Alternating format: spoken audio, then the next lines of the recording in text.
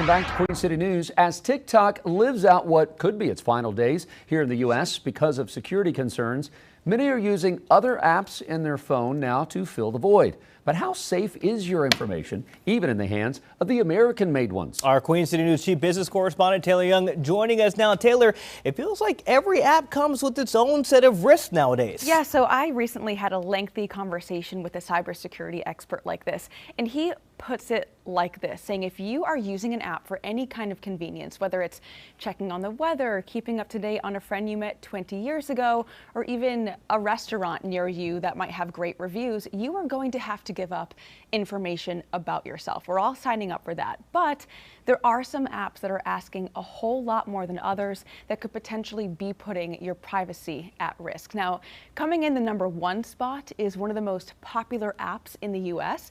That's Facebook.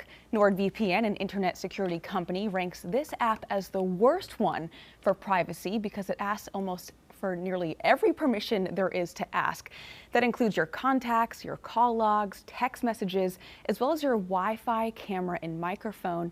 And the list does continue on from there. And now the second worst app, according to the company, is also owned by Meta. That's Facebook Messenger, which is for the reason similar to Facebook, but also for the fact that it also involves private conversations. And in third place, and this might be a little shocking to some, but it's weather apps. According to NordVPN, these apps track your location 24/7 and then can sell this data to advertisers, which in theory puts your privacy at risk. Now, cybersecurity experts say these are all things that you are agreeing to, whether you know it or not.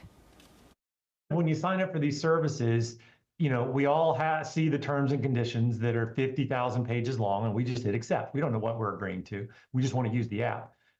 So I think that users have to accept that a certain amount of their privacy is being given up to use all of these apps that are constantly connected. You just agree to give a certain amount of that privacy up.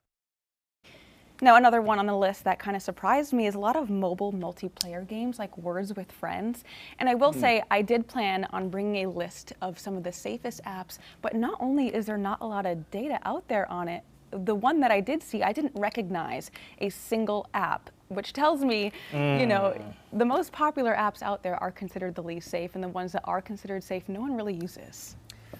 This is so disturbing. I think I just sort of thought maybe naively that, yeah, maybe they had my contact info, maybe they had some emails or something. I'm fine with that. But to know that they're listening to conversations, they've got my camera anytime they want. Sell your information. Yeah, and sell my information which is why when, let's say we have a conversation about brownies, within 10 minutes, all of a sudden it pops up in your feed. That worries me. And I think the biggest concern here, especially on the cybersecurity expert side, is that when this information can be sold, or maybe there's a data breach, which we know happens a lot more frequently than we want, that's when this information can really get into the wrong hands.